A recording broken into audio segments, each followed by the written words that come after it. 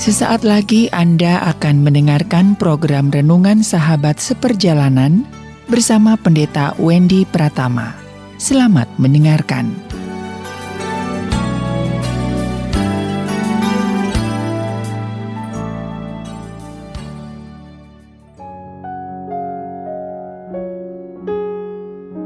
Selamat berjumpa kembali di dalam layanan audio Sahabat Seperjalanan.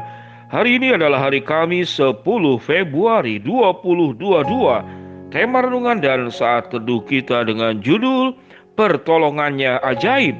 Pertolongannya ajaib. Firman Tuhan terambil dalam Markus pasal yang pertama 40 sampai dengan ayat ke-45. Demikian bunyi firman Tuhan pada ayat yang ke-42. Seketika itu juga lenyaplah penyakit kusta orang itu dan ia menjadi tahir. Seketika itu juga lenyaplah penyakit kusta orang itu dan ia menjadi tahir. Mari kita berdoa. Bapa yang di dalam surga, sungguh tatkala kami mengalami sebuah kesehatan secara menyeluruh dalam hidup kami, maka kami akan mengalami kebahagiaan, kami mengalami kemerdekaan di dalam bergerak beraktivitas, dan tentunya kami mengalami sebuah titik daripada puncak kehidupan yang terbaik tatkala kami sehat di dalam segala sesuatunya. Dalam nama Tuhan Yesus kami berdoa, amin. Shalom sahabat seperjalanan yang dikasihi Tuhan, ajaib pertolongannya atau pertolongannya ajaib. Sahabat seperjalanan yang dikasihi Tuhan, orang yang terkena kusta di zaman terdahulu adalah sebuah keajaiban tatkala bisa mengalami sebuah kesembuhan. Karena kusta adalah penyakit menular yang menyerang saluran pernafasan, mengalami infeksi kulit, mengalami kerusakan syaraf, kemudian syaraf itu tidak lagi punya rasa, lalu kemudian mengalami kelumpuhan otot, lalu pengecilan massa otot. Sehingga orang kusta di zaman terdahulu benar-benar dihindari, diasingkan, melebihi daripada orang yang terkena COVID-19 ataupun Omikron. Sahabat seperjalanan yang dikasihi Tuhan, sedemikian ajaibnya tatkala manusia tidak mampu menyelesaikan banyak persoalan dalam hidup, termasuk pada waktu itu, pada zaman Tuhan Yesus, kusta adalah penyakit yang sangat membahayakan dan dihindari. Tatkala orang kusta berjalan-jalan karena terpaksa lalu bertemu dengan orang, maka orang kusta harus berteriak-teriak, saya kusta, jangan mendekat. Saya kusta, jangan mendekat. Kalau kemudian kita kusta dan tidak memberitahu kepada orang di sekitar kita, kita akan mengalami bahaya, mungkin juga akan dihukum mati. Sahabat seperjalanan yang dikasihi Tuhan, kusta adalah gambaran penyakit, namun kusta juga adalah gambaran kehidupan di mana kita memang itu dihindari oleh orang lain. Kita ditinggalkan oleh orang lain karena mungkin kelakuan kita yang buruk, masa lalu kita yang mungkin julukan-julukan tertentu yang dihindari. Jangan bergaul dengan dia, itu orang tuanya perampok. Jangan bergaul dengan dia, mamanya tidak setia, tukang gonta-ganti pasangan. Jangan bergaul dengan dia itu suka hutang. Jangan bergaul dengan dia karena dia bodoh, nanti kamu ketularan bodoh. Jangan bergaul dengan dia karena mulutnya jahat, tukang fitnah, tukang gosip. Jangan, nanti kamu tertular kusta kehidupan yang tidak membawa kebaikan, namun merusak kehidupan kita. Sahabat perjalanan yang dikasihi Tuhan, berbicara tentang kusta, berbicara tentang banyak aspek dalam hidup kita yang sulit diubah, dan itu merugikan kita dan juga merugikan orang lain. Kita berjuang untuk menghindarinya, kita juga berjuang, orang lain juga berjuang untuk tidak dekat-dekat dengan kita.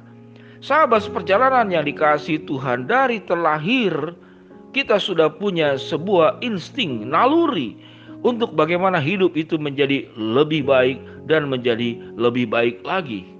Gambaran penyakit kusta tidak hanya berbicara tentang penyakit, namun juga berbicara tentang keburukan di seluruh area kehidupan ini.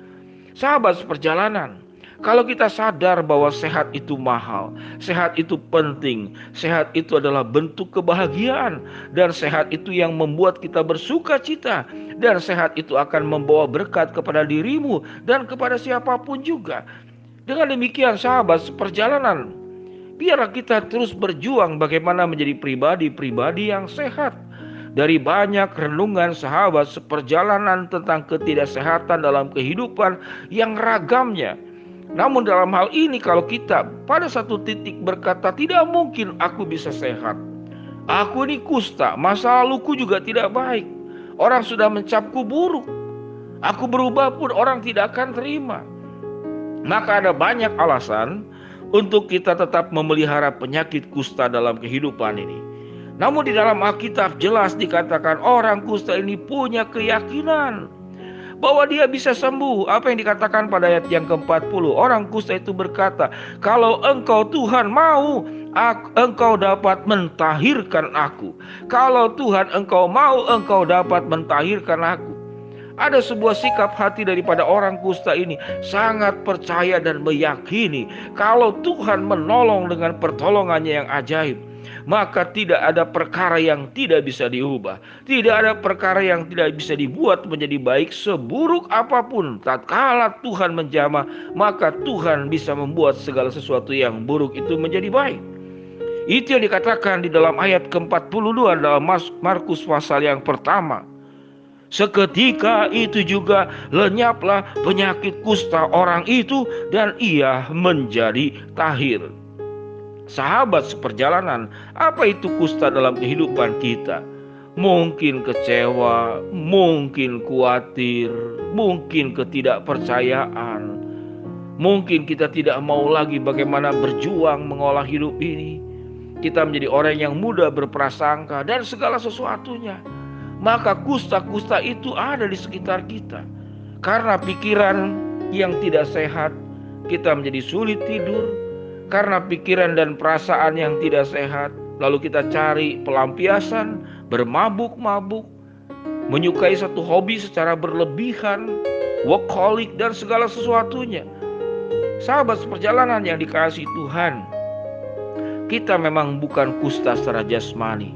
Namun kalau kita sadari bahwa ada kusta-kusta dalam kehidupan kita, sisi-sisi gelap dalam kehidupan kita, kekurangan dan kelemahan kita yang tetap menempel pada kita, sebagaimana kusta yang menempel pada penderita kusta yang meminta tolong kepada Yesus. Saluran pernafasan kita menjadi bermasalah, kulit kita menjadi infeksi, kerusakan pada syaraf, mati rasa, mengalami kelumpuhan otot dan pengecilan otot. Sedemikian rawan dan berbahayanya penyakit kusta. Sahabat seperjalanan, mari kita belajar untuk menjadi pribadi-pribadi yang sehat dengan meyakini bahwa pertolongannya ajaib atau ajaib sekali pertolongannya. Maukah kita seperti yang orang kusta itu mempercayai Tuhan dan berkata kepada Yesus, Yesus, kalau engkau mau, engkau dapat mentahirkan aku. Dan firman Tuhan berkata, seketika itu juga lenyaplah penyakit kusta orang itu dan ia menjadi tahir. Sahabat seperjalanan yang dikasihi Tuhan, tatkala kita sehat, kita akan mengalami sebuah kebahagiaan. Mari kita belajar untuk membuang segala hal kusta-kusta dalam kehidupan kita.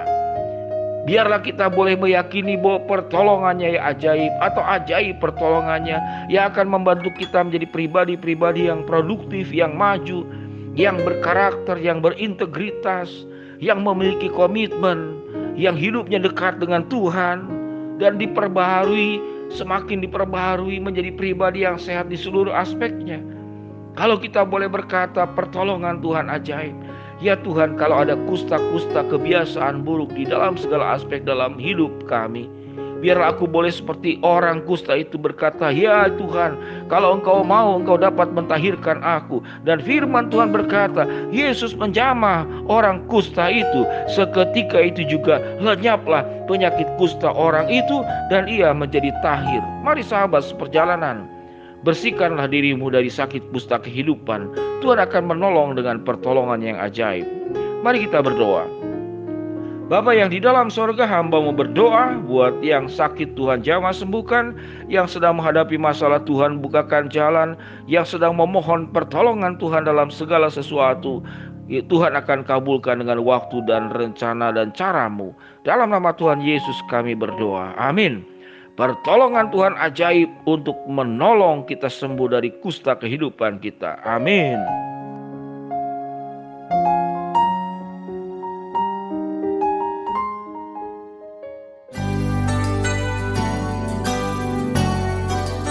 Anda baru saja mendengarkan program Renungan Sahabat Seperjalanan bersama Pendeta Wendy Pratama. Terima kasih atas perhatian Anda. Tuhan Yesus memberkati.